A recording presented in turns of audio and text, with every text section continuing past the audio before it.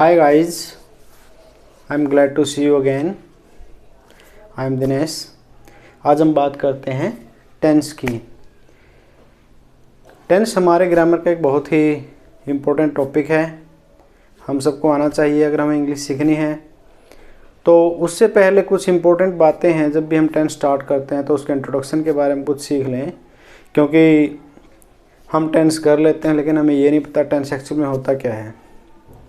Time का tense में क्या रोल होता है, वर्ब का टेंस में क्या रोल होता है, टेंस टाइम होता है या नहीं होता है, टाइम होता है तो कौन सा होता है। तो इस तरह की बातें हम यहाँ पे आज डिस्कस करेंगे। Without wasting much time, let's start.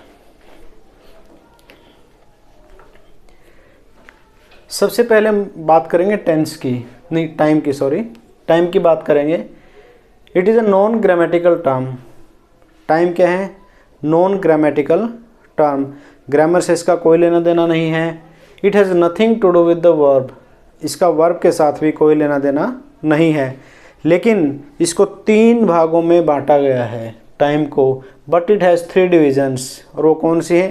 Past, present and future. Past time, present time and future time.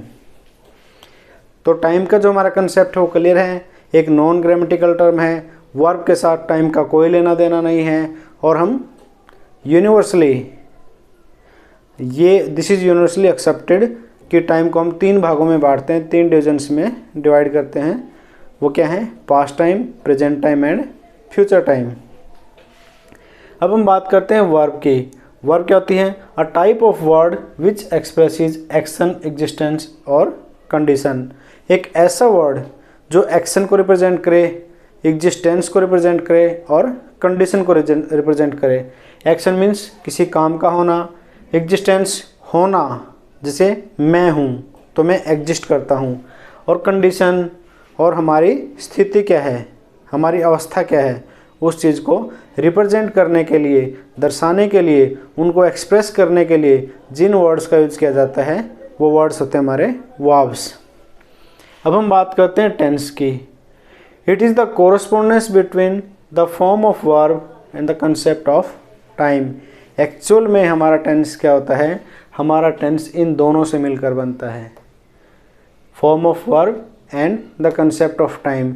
जहाँ पर ये दोनों एग्री करते हैं, जहाँ पर ये दोनों कोरस्पोंडेंस करते हैं, जहाँ पर दोनों का तालमेल बनता है, और वो जो टाइम होता है दैट इज़ टेंस। मैं आपको नीचे समझाने की कोशिश करूँगा। It is the correspondence between the form of verb and the concept of time. ये फॉर्म ऑफ वर्ब और टाइम के बीच का जो तालमेल है उसको हम कहते हैं टेंस। या हम ये भी कह सकते हैं the placement of verb in time, कि जो वर्ब है वो टाइम लाइन के ऊपर कैसे सेट होती है और कैसे हमें टाइम के बारे में बताती है। The placement of verb in time, समय के अंदर वर्ब की जो प्लेसमेंट है वो टेंस होती है। हम थोड़ा सा डिटेल में इसके ज़रिए बात करेंगे। ये हमारी क्या है? Time line. अब इस पे मैंने तीनों टाइम दर्शाए हैं, प्रेजेंट टाइम, पास्ट टाइम और फ्यूचर टाइम। अगर हम बात करें कि हमारा पास्ट क्या है, अगर मैं पास्ट की बात करूं तो मीन्स मैं अभी वर्तमान में बात करता हूं तो मैं पास्ट की बात कर सकता हूं। फ्यूचर कब होगा? अगर मेरा वर्तमान है। अगर वर्तमान ही नहीं होगा तो क्या हमारा पास्ट होगा और क्या हमारा फ्यूचर होगा। तो जो मैं बात आपको क्लियर करना चाहता हूँ वो ये है, प्रेजेंट टाइम में द मोमेंट ऑफ स्पीकिंग, मैं यहाँ पे खड़ा हूँ, द मोमेंट ऑफ स्पीकिंग, यहाँ से मैं बात करता हूँ। तो जब मैं यहाँ खड़ा होकर अपनी बात करूँगा तो इससे पहले की जो बात करूँगा दैट इज़ पास्ट टाइम। अगर इसके बाद की बात करूँगा दैट इज़ फ्यूचर टाइम। अब देखो हम कैसे बात करते हैं आगे कि टेंस एक्चुअल में होता क्या है। सपोज करो यहाँ पे वर्बल एक्शन होता है, दिस पॉइंट पे वर्बल एक्शन मीन्स कोई भी एक्शन यहाँ पे होता है, ये हमारा एक्शन है, क्योंकि ये क्या है? द मोमेंट ऑफ स्पीकिंग और द टाइम ऑफ स्पीकिंग से पहले, मीन्स पास्ट की बात करता है। तो पास्ट की जो वर्ब की फॉर्म होगी, जो वर्ब की फॉर्म किसी एक्शन को रिप्रेजेंट करेगी, किसी एक्शन के बारे में बताएगी, या पास्ट के अंदर कोई काम होगा और वो काम होगा तो इस टाइम लाइन पे जिस टाइम को दर्शाएगी ये टाइम हमारा टेंस होता है। जहाँ पे वर्बल एक्शन टाइम के साथ एग्री करेगा, मीन्स इस काम के होने का समय क्या है ये, और टेंस समय क्या बताता है, the time of an action, किसी भी एक्शन के होने का टाइम। तो जो ये वर्बल एक्शन है किस टाइम पे एग्री करता है, ये टाइम मीन्स काम के होने का समय, इसको बताता है। तो ये हमारा क्या होगा, टेंस। और ये किस में है, पास्ट में, तो पास्ट टेंस। अब हम बात करते हैं यहाँ पे the moment of speaking, means present time की मैं बात करता हूँ, जिस टाइम मैं बोल रहा हूँ उस टाइम की मैं बात करता हूँ। और यहाँ पे अगर कोई वर्बल एक्शन होता है प्रेजेंट के अंदर, और वो वर्बल एक्शन या कोई भी एक्शन, कोई भी काम होता है इसी मोमेंट पर अगर एग्री करता है टाइम के साथ, मीन्स इस टाइम पर, तो ये जो टाइम होगा हमारा वो क्या होगा, प्रेजेंट टेंस, प्रेजेंट टेंस। इसी तरह अगर हमारा कोई भी वर्बल एक्शन फ्यूचर में होता है या कोई भी एक्शन फ्यूचर में जाता है और वो किस टाइम पे एग्री करता है, फ्यूचर कब होगा, जब मैं यहाँ पे खड़ा होकर बात करूँगा, मीन्स मैं यहाँ पे खड़ा हूँ। तो जब मैं यहाँ पे खड़ा होता हूँ द टाइम ऑफ स्पीकिंग पे, तो यहाँ पे क्या होगा मेरा फ्यूचर, और काम कब होगा, फ्यूचर में। अब फ्यूचर में कोई काम हो रहा है तो टाइम लाइन के ऊपर किस टाइम पर वो एक्शन टाइम लाइन से एग्री करता है, मीन्स ये टाइम, तो ये क्या होगा हमारा फ्यूचर टेंस। तो टेंस का कंसेप्ट हमें क्लियर हो जाता है यहाँ पे कि किसी काम के होने का समय। टेंस क्या होता है हमारा, वर्ब की वह फॉर्म जो हमें किसी काम के करने या होने के समय के बारे में बताता है, और जहाँ पे ये एग्री करते हैं मीन्स ये टाइम। अब मैं आगे बात करूँगा कि हमारे इंग्लिश में 2 टेंस होते हैं, 3 टेंस होते हैं, या कितने टेंस होते हैं, इसके बारे में मैं बात करूँगा आपसे। बहुत सी लैंग्वेजेस के अंदर तीनों टेंस होते हैं, प्रेजेंट, पास्ट और फ्यूचर, लेकिन यहाँ पे हम इंग्लिश में बात करें तो हमारे 2 ही टेंस होते हैं। इन इंग्लिश लैंग्वेज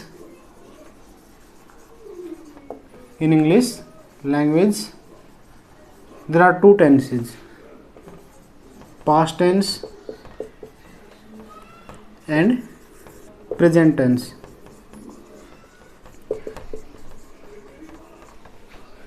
तीसरा हम जिसको मानते हैं वो होता है हमारा फ्यूचर टाइम। जब भी हम अच्छे ग्रामरियंस की बुक पढ़ते हैं तो वहाँ से हमें पता लगता है कि इंग्लिश के अंदर 2 ही टेंस होते हैं, पास्ट और प्रेजेंट। फ्यूचर क्या होता है, फ्यूचर टाइम के अंदर जो भी एक्शन होता है उसको रिप्रेजेंट करने के लिए हम किसकी हेल्प लेते हैं, मॉडल ऑक्सिलरीज की, मॉडल ऑक्सिलरीज। और मेनली वो कौन सी होती हैं, विल और सेल। फ्यूचर टाइम को हम दूसरे तरीके से भी दर्शा सकते हैं, for example present indefinite, present continuous,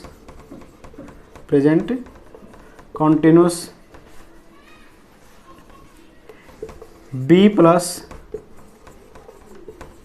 about to, या बी प्लस गोइंग टू। तो इस प्रकार ये हमारे जो ऑथर्स हैं, इंग्लिश ऑथर्स, ग्रामर्स, ये कहते हैं कि फ्यूचर कोई टेंस नहीं होता, फ्यूचर टाइम होता है, और फ्यूचर टाइम के अंदर जो भी एक्शन होता है उसको हम एक्सप्रेस करने के लिए इन चीज़ों का यूज़ करते हैं। मॉडल ऑक्सिलरीज का, प्रेजेंट इंडेफिनिट से भी हम उसको एक्सप्रेस कर सकते हैं, प्रेजेंट कॉन्टिन्यूस से भी, बी प्लस अबाउट टू से भी, और बी प्लस गोइंग टू से भी। तो लेकिन यहाँ पे हम जैसे बच्चों के सहूलियत के लिए मैं तीनों की बात करूँगा, past tense, present tense and future tense.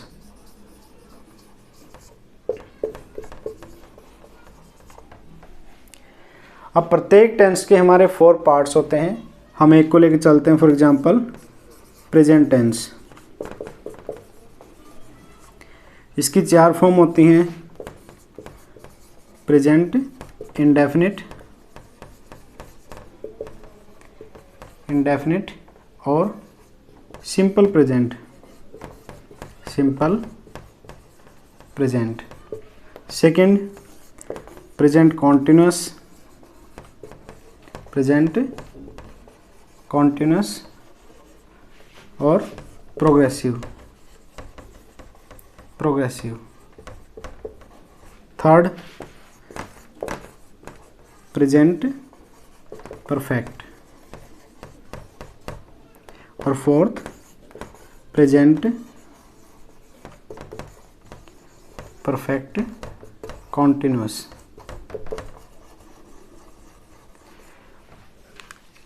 जिस प्रकार हमारी प्रेजेंट टेंस की 4 फॉर्म होती हैं, उसी तरह हमारी पास्ट टेंस की भी होती हैं और फ्यूचर टेंस की भी हम मानते हैं। We need to understand what we mean by present indefinite और सिंपल, प्रेजेंट कॉन्टिन्यूस और प्रोग्रेसिव, प्रेजेंट परफेक्ट और परफेक्ट कॉन्टिन्यूस। इसको भी मैं एक टाइमलाइन के ज़रिए आपको बताने की कोशिश करूँगा कि इसका हमारा क्या मीनिंग होता है। ये हमारी टाइमलाइन है, this is our timeline. Here we stand the time of speaking, the time of speaking. Here future time, future time. This is present and this is past. क्योंकि हम प्रेजेंट की बात करते हैं तो मैं प्रेजेंट के चारों फॉर्म्स को आपको यहाँ से प्रेजेंट टाइम में समझाने की कोशिश करता हूँ। जब भी हम बात करते हैं प्रेजेंट की तो हमारा मीनिंग होता है कि मैं यहाँ पे खड़ा हूँ, यहाँ पे खड़ा होकर मैं बात करता हूँ, प्रेजेंट में खड़ा हूँ, means at the time of speaking. अब हमारा मीनिंग है इंडेफिनिट से। इंडेफिनिट क्या होता है? जब हम ऐसे एक्शन जिनके बारे में हम श्योर नहीं होते, हम डेफिनेट नहीं होते कि वो एक्शन हमारे चल रहे हैं, हमारे ख़त्म हो चुके हैं, हमें उसके बारे में नहीं पता होता, या कुछ ऐसे टाइमलेस एक्शन होते हैं जिनके बारे में हम टाइम नहीं बता सकते या जिनके बारे में हम श्योर या डेफिनेट ना हो, इसलिए हम उन एक्शंस को इनडेफिनेट बोलते हैं और इस कैटेगरी के अंदर उनको डालते हैं। For example, I write a letter, I write with this pen, मैं इस पेन के साथ लिखता हूँ, मीन्स इस टाइम मैं इस पेन के साथ नहीं लिखता हूँ, लेकिन मुझे नहीं पता जब भी मुझे लिखना होता है तो मैं इस पेन के साथ लिखता हूँ, मीन्स हम उस टाइम के बारे में श्योर नहीं है, डेफिनेट नहीं है। तो इनडेफिनेट का मीन क्या हमारा? एक तो टाइमलेस होना किसी एक्शन का, दूसरा हमें उसके बारे में नहीं पता होना कि वो कंप्लीट हो चुका एक्शन या प्रोग्रेस में है, तो इसलिए हम इसको बोलते हैं इनडेफिनेट। जहाँ तक सिंपल की बात है, सिंपल का मीनिंग क्या है? हमारे इंग्लिश के अंदर ऑस्पेक्ट्स होते हैं, परफेक्टिव और इम्परफेक्टिव। तो दो कैटेगरीज में हम टेंसेस को डिवाइड करते हैं, सिंपल एंड कॉम्प्लेक्स। सिंपल हमारा ये होता है और कॉम्प्लेक्स में हमारे ये तीनों आते हैं, क्योंकि जो हमारे ऑस्पेक्ट होते हैं वो इस टेंस के अंदर नहीं होते, परफेक्टिव और इम्परफेक्टिव इसके अंदर नहीं होते, इसलिए हम इसको बोलते हैं सिंपल, सिंपल प्रेजेंट या सिंपल पास्ट। वो इनके अंदर होते हैं, इसलिए हम इनको कॉम्प्लेक्स भी बोलते हैं। ऑस्पेक्ट्स की हम बात करते हैं, कईयों के मन में सवाल भी आते होंगे कि what we mean by aspects, तो इस बारे में हम किसी और दिन बात करेंगे। अगर किसी को डिटेल में जानना है तो मुझे कमेंट कर सकता है कि ऑस्पेक्ट्स क्या होते हैं। There are 2 aspects in English, perfective and imperfective. तो यहाँ पे मैं बात नहीं करूँगा क्योंकि हमारा लेक्चर भी डाइवर्ट हो जाएगा और ज़्यादा लंबा भी हो जाएगा।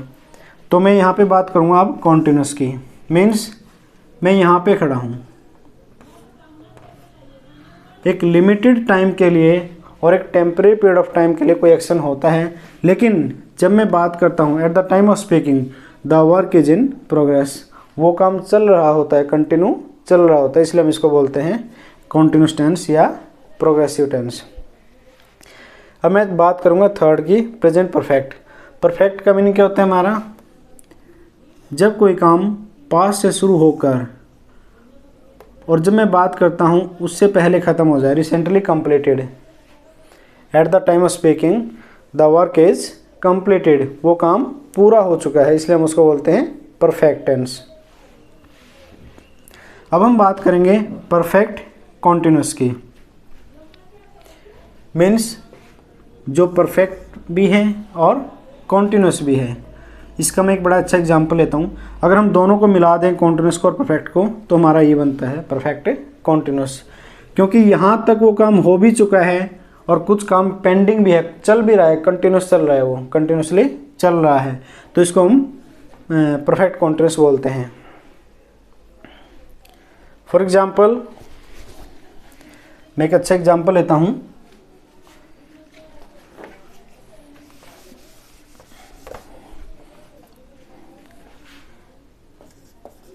She has been eating my chocolates. She has been eating my chocolates means वो मेरी कुछ चॉकलेट्स खा चुकी है और कुछ अभी बचती हैं। मीन्स वो खा रही है, कुछ वो कंप्लीट कर चुकी है और कुछ वो कंप्लीट करने जा रही है। मीन्स कंप्लीट कर चुकी है परफेक्ट, और जो बच्ची जो खा रही है दैट इज़ कॉन्टिन्यूस। तो हम दोनों को जो मिलाकर बनाते हैं that is perfect continuous tense. तो इस प्रकार से हमारे चारों पार्ट कवर हो जाते हैं, हमें इनका पता होना चाहिए। और आज का हमारा जो लेक्चर था इंट्रोडक्टरी था, और इसके बाद हम टेंसेज को स्टार्ट करेंगे। टेंस क्या होते हैं, तो नेक्स्ट लेक्चर में हम प्रेजेंट इंडेफिनिट टेंस की बात करेंगे। आज का हमारा लेक्चर यहीं पे ख़त्म होता है। Take care, see you later, bye.